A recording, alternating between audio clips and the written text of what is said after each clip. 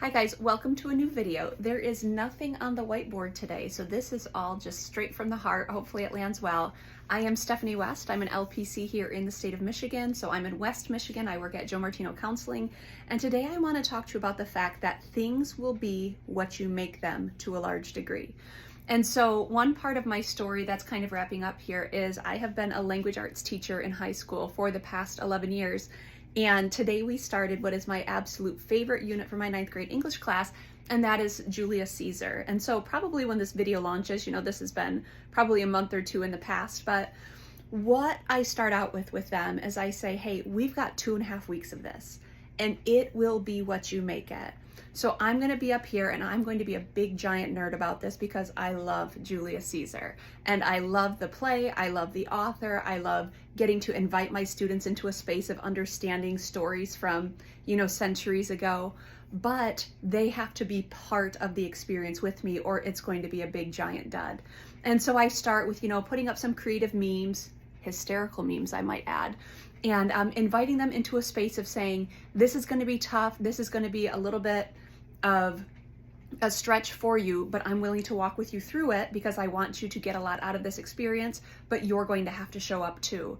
And so I said to them, if you decide that you want to, be kind of lame when it's your turn to read and you want to make a joke out of it, or we have to be kind of pretty serious about it, the next 2.5 weeks are going to be, a little bit less enjoyable for us as we end up the year together.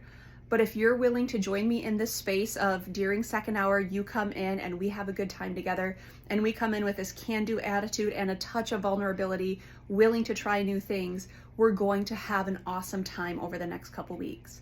And that really translates to a lot of different things. So in a less, lighthearted way, I had an experience probably about 2 months back with a student, and this was in college, and they were not really happy with me as a professor. They were not very happy with what was going on kind of in our dialogue, in our interactions.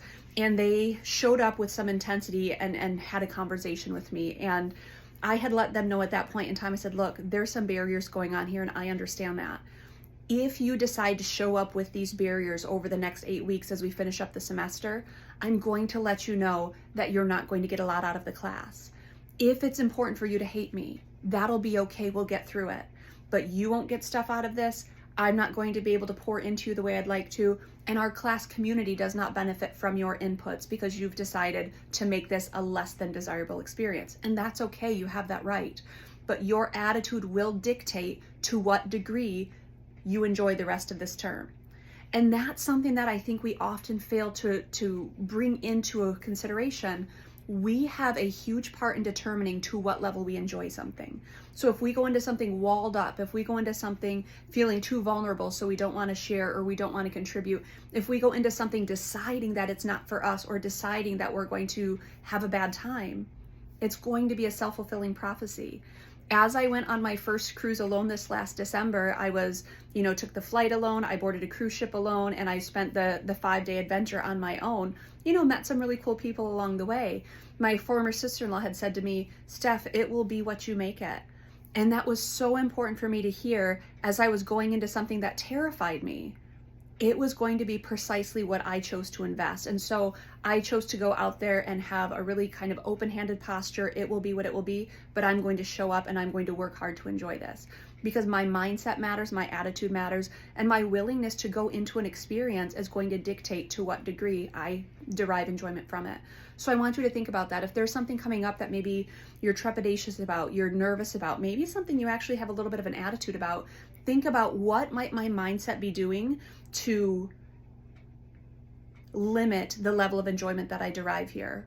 How might I be able to tweak my mindset and have a little bit of a can-do attitude? And how might that add value into whatever experience I'm approaching? Thanks so much. I hope that's helpful.